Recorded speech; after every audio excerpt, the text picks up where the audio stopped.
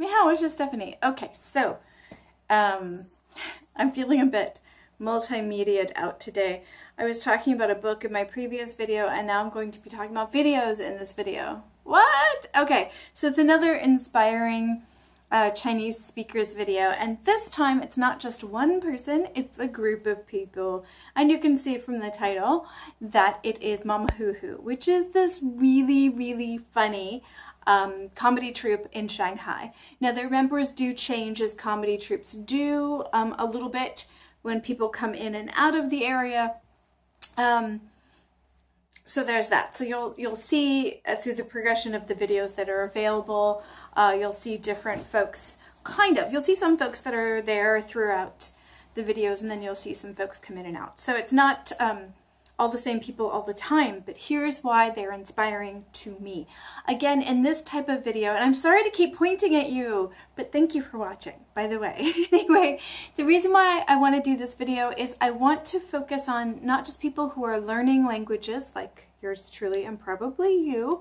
I want to focus on people that have gotten to the point in Chinese, in learning Chinese, where they're doing something else with the language. In the first video, I also highlighted in the first video of this series, I also highlighted, I'm still jet lagged. I'm sorry, my words are not coming out right. And I'm still not editing this video, so you're gonna have to deal with me. Anyway, pretty map of Shanghai. Did I mention that? Yes, I know, redundant. Stay on track. In the first video of this series, I highlighted Winston from Serpent's YouTube channel because he was using the language to just talk to people in his videos and to get firsthand experiences and to just, function around and to show people, to show his viewers different things about China. MamaHuhu is a slightly different take on this since they are a comedy troupe. They deal more with the cultural clashes and the stereotypes on both sides. They do the stereotypes of the foreigners in Shanghai and of the locals in Shanghai, and not just in Shanghai, they do regional differences within China as well. Now, a lot of the videos are just in English. A lot of the videos have just Chinese subtitles, or in English with Chinese subtitles, and a lot of the videos, and this is what I love, a lot of the videos, they'll come in and out of using Chinese with the Chinese subtitles there. So there was a time period when I thought that I could actually use their videos to learn some functional language around me, but I can't tell the difference. Don't laugh. Okay, you can laugh because I'm gonna laugh. I can't tell the audible difference between Shanghaiese and Putonghua, Mandarin Chinese yet. I can't tell the difference. So I can't tell if in these videos they're using Shanghaiese, Putonghua, or both. I don't know. So this might be an inspiring video for Shanghaiese for all I freaking know. Here's what I do know. Okay, so that's what I don't know, is I'm not sure if they're using the official language or the local dialect, which some people call its own individual language. I don't know enough about it to say more than what I've already said. What I do know is that in their videos, they mix locals and foreigners. The comedy troupe is multicultural. They have people from all over the world as well as locals. When I say local, I mean China, which is a giant area to say locals on, but there you go. So they have that. So they have different accents when they switch into Putonghua. And like I said, most of their videos aren't completely in Chinese, but there are a fair number of videos that are mostly, if not subtitled throughout in Chinese. So it's really fun to watch. And I just reviewed 3 of the videos I want to show you specifically with some really juicy examples of what I'm talking about just before starting to record this video. And there were a few more words I could recognize that I hadn't recognized when I first saw them a few months ago. And so I'm pretty excited about that.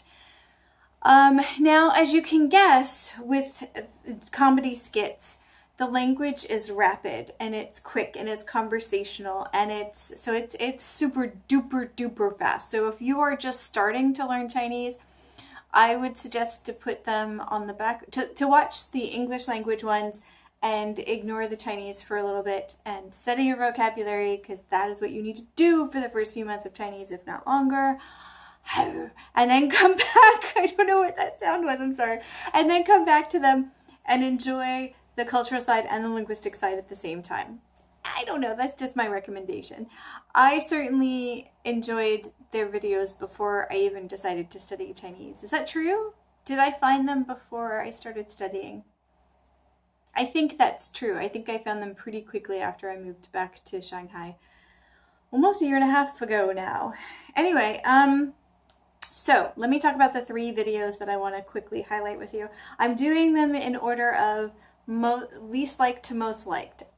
But the qualifier is that I like all of them. I like all of these videos. I wouldn't show you videos of what I think is impressive, fluent Chinese language used for something other than language learning unless they were awesome. So there's that. The first one I want to show you is probably the lowest in the likes, again, out of things that I like, because it's new and I have mixed feelings about the cultural side of it. But, okay, that was not an earthquake. That's me trying to pick up my computer. So here's Matt, and I apologize, one of the main guys in here, he's fairly new to the troop, I think, and I do not know his name yet. That's horrible. Adam is his name. So Matt and Adam are in this one, and the name of this one is Siri with Sajiao Characteristics. Now they do tell you what Sajiao is, and if you do know some Chinese, you are already probably laughing, and if you don't, I think you should probably watch this video and laugh. Oh, should I tell you? No, I don't want to, because it is very, very culturally laced, and the way they explain it is way better than anything I could ever do. And as a female in Asia, I have heard about men describe women doing these characteristics, but I haven't heard them as much as apparently the men in this video have. So it's a really funny video where Adam and his new phone are communicating in English, but also they slip into Chinese partway through and they have an intimate conversation just in Chinese, and there's subtitles on the screen. Let me show you a bit of oh, here we go. I don't know if you can see this, but they have English and Chinese subtitles right near each other. I'm so sorry. Do they? Yeah, they do. I just realized right now they do not have the pinyin. I don't know why I didn't notice that. Again, I'm guessing it's because of the speed of the videos or the speed of the the speed of the conversations. I probably don't have time to do anything other than look at the Hansa and go, oh, I know that word. I don't know any of this stuff. That looks kind of familiar. So yeah, I tend to watch their videos a few times for this very reason. The first time I watched them for the comedic value and the cultural gems. And then the second or third time I'll watch and I'll look for specific words. But again, I don't know if they're speaking mostly Shanghaiese or Putonghua, or if they're mixing between the two, which is even more confusing and apparently very much so done. Not in their videos so much as I'm not talking about in their videos because I don't know. I mean, in the real world, apparently people switch back and forth all the time in Shanghai. I cannot tell the sound difference. Can you tell the sound difference? If you know how to tell, if there are distinct sounds that you can point out, that you can highlight so I can kind of eavesdrop tomorrow, I'm going to be in a coffee shop all day, I would love to get a heads up on how to distinguish between Shanghaiese and Putonghua. There's got to be a few specific sound differences that can be audible. Anyway, I'd love to hear that in the show notes below. I would love your advice on how to do that. Right, I need to focus on this video. Second video I want to highlight too. Oh, I better not do that. I just came back from England. I didn't move it in that fashion. What? Yeah, so this apparently is very bad in the UK, right? It's the equivalent of the middle finger, which I'm not showing you right now. In the US and other places. The second video has... Oh, they don't have the names. I recognize the two gentlemen in the video, but I do not remember their names. And again, you can see them at the beginning of the video, and you can see the Hansa and the English and no pinyin. Interesting. I wonder why they're not using pinyin. I'm guessing they would either have folks watching the videos who could read the Hansa without needing the pinyin, or people that would read the English and not need the pinyin. Pinyin's basically like the intermediary step between the two languages, right? So I'm guessing the people that they assume would be their audience, which, by the way, their audience is huge. They have 146,000 subscribers. They hardly need my review.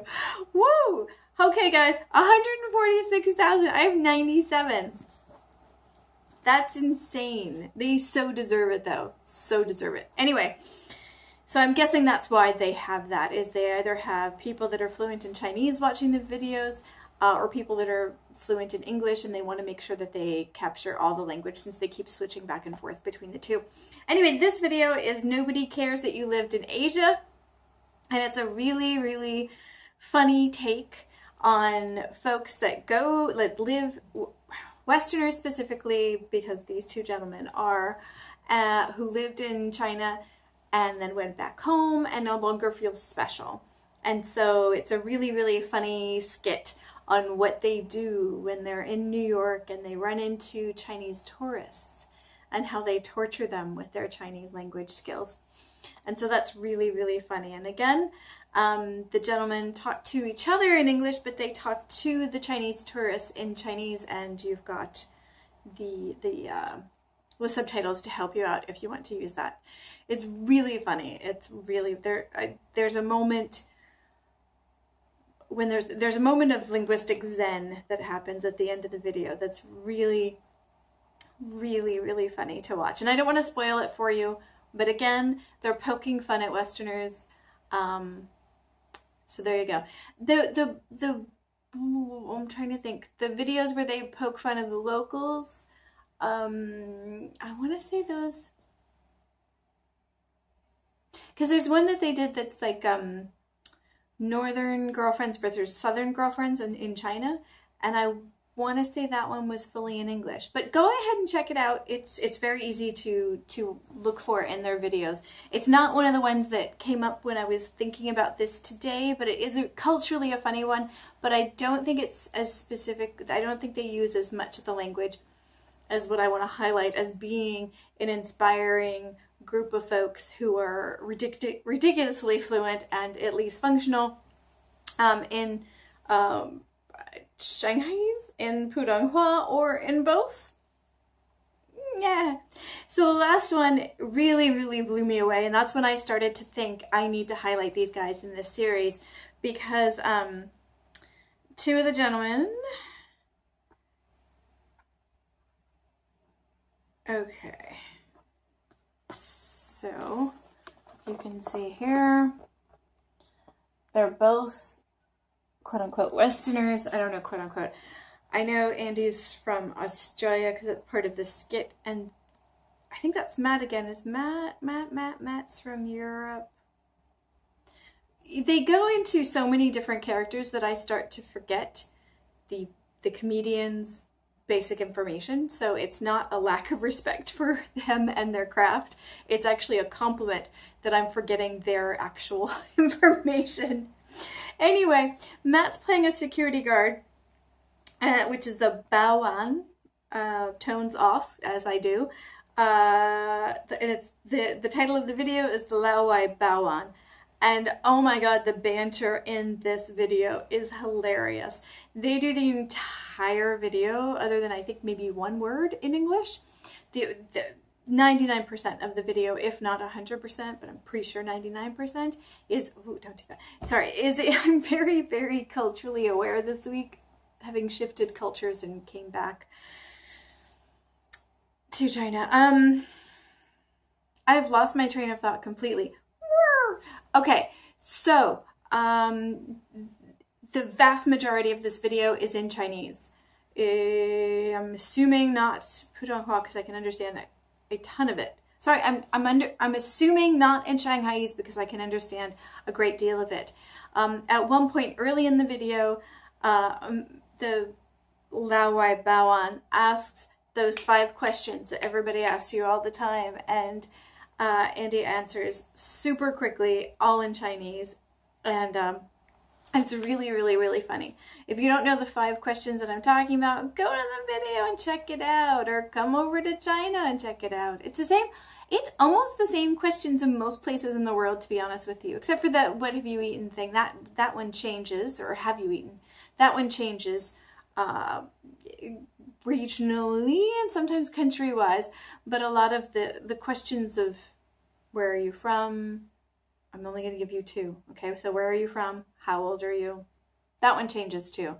What are you doing here? Blah, blah, blah, blah, blah, blah, blah. Anyway, blah. The point is that they go back and forth and back and forth and back and forth, and it's this kind of tennis match of conversation that is brilliant to watch. To my HSK1 ears, they sound amazingly fluent, and they don't seem to skip a beat. Now, I know it's a video and they probably practiced and yada, yada, yada, but I've seen both of these gentlemen in other videos, and they seem to be damn fluent. I don't know. I don't know if they just practice like crazy or if they really are that fluent. I have no idea. Either way, they inspire me. They inspire me to learn the language to a point where I can do something else other than talk about learning languages. Do I want to talk about something other than learning languages? Yeah, I do. The whole point of reading the language, first in newspapers and then in other forms, if and when I get to that level, is to be able to get to the cultural part, is to get to the content of things. When I say I want to, my giant Chinese language learning goal is to read, it's to get to the things that are different and interesting and juicy and meaty that we don't see in the West when we're translating stuff over into English, if we even translate it. So yeah, part of my goal is getting to the more interesting stuff that I can't understand now in written form. Granted, they're doing it in spoken form because that's what's here. I can't do this very much so in written form yet because I need visuals at this point in my level. My inspiring people need to be visual because my language level is so low. Hopefully, when my level gets much higher, I can bring in actual texts and talk about writers that I like and why I like their writing in Chinese. But that's going to take a while, folks. So for now, it's going to have to be people that are using very short parts of the language, thus in speaking form, and probably in a visual form where I can see what they're doing. Again, I am not really one to judge the accuracy or the accents that they have or anything like that. What I'm judging these inspiring folks on is the ability to do something other than just learn the language or just recite something in the language to prove that they can speak the language. They're doing something. They're transcending just learning the language. What are they doing? MamaHuhu is making people laugh. They wouldn't have 146,000 subscribers if they weren't making people laugh. They make me laugh. I think there was a video a few weeks ago that was so funny. It was one on Didi, which is like the Chinese Uber, basically.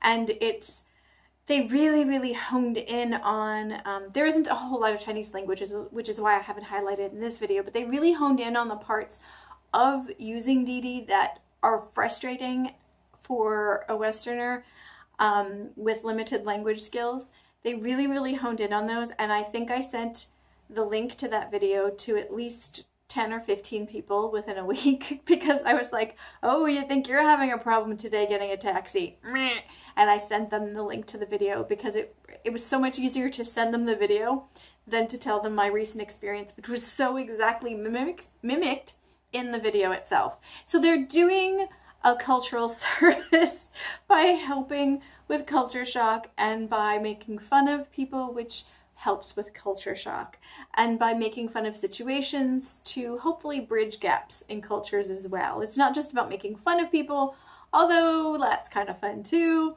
but it's about bridging the cultural gaps as well, right? And it's about alleviating the pressure that comes with living in a culture that's not your own, where you don't always understand it and you usually don't feel like you belong. Was that too much interpretation? Dway. No, in fact, dway. Yes, it comes in threes, folks. That was easy to pick at the beginning. Not the culture shock, dway. Generally, people say it in threes, unless they don't need to. To affirm it in a very firm way. What? Yeah. Many times people say yes, dway, 3 times. Dway. Yes. They also say hara, like 3 times. Not the first place I've heard this. Not the first language I've heard this. A lot of languages do think 3 times. 3 times. See, I can't speak anymore. So it's clearly time to stop this video. Oh my God. I hate jet lag so bad. Okay, so I crossed how many time zones from London to Shanghai? So I think I have about 3 more days of this. I'll try to keep the videos more sane. Maybe I won't. No, I don't think that's worth it. Anyway, so there you have it. Another group of inspiring Chinese language speakers doing something other than just learning the language, which is somewhere I hope to be in the future. And I hope you do too.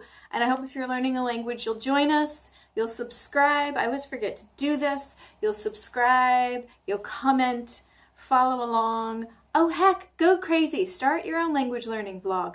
Join us in the madness. Expose yourself to the world. Bridge too far, right?